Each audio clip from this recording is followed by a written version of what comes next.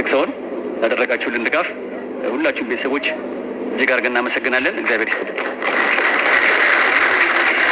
ቢኒን ከልብ እናመሰግናለን። እንግዲህ የመጋቢት 6ቱን መርሃ ግብር እንግዲህ እናቶ በላይ ሲኖትራክ በመስጠት አስጀምረውታል ማለት ነው።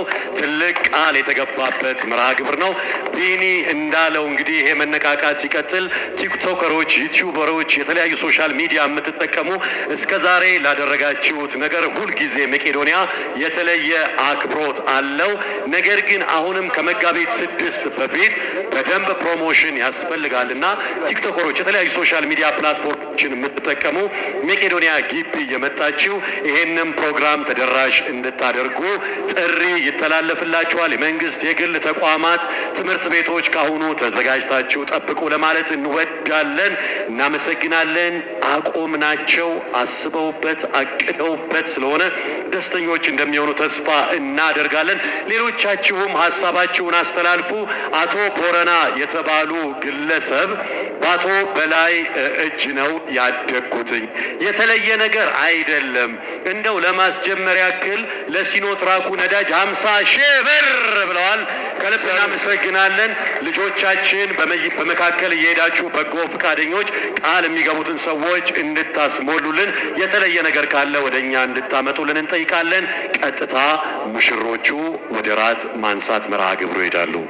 እግዚአብሔር ይስጥልን። በዚሁ አጋጣሚ የተለያዩ ሚዲያዎች በመካከላችን አሉ እና አዛኤል ሚዲያ፣ ራሱ መቄዶንያ፣ ሌሎችም ነፋናም ከመካከላችን አሉ። በአዛኤል ሚዲያ በአሁኑ ሰዓት 2000 ሰው በላይ ኦንላይን አለ። ይገ እንዳለው የመጋቢት 6ቱ መርሃ ግብር ጀምሯል። ኦንላይን ያላችሁ ሰዎች መቄዶንያን ማገዝ ትችላላችሁ። ሙሽሮቹ እግዚአብሔር ይስጥልን በክብር የራት የማንሳት ማዕድ እንዲያደርጉ በአክብሮት ጠይቃለሁ።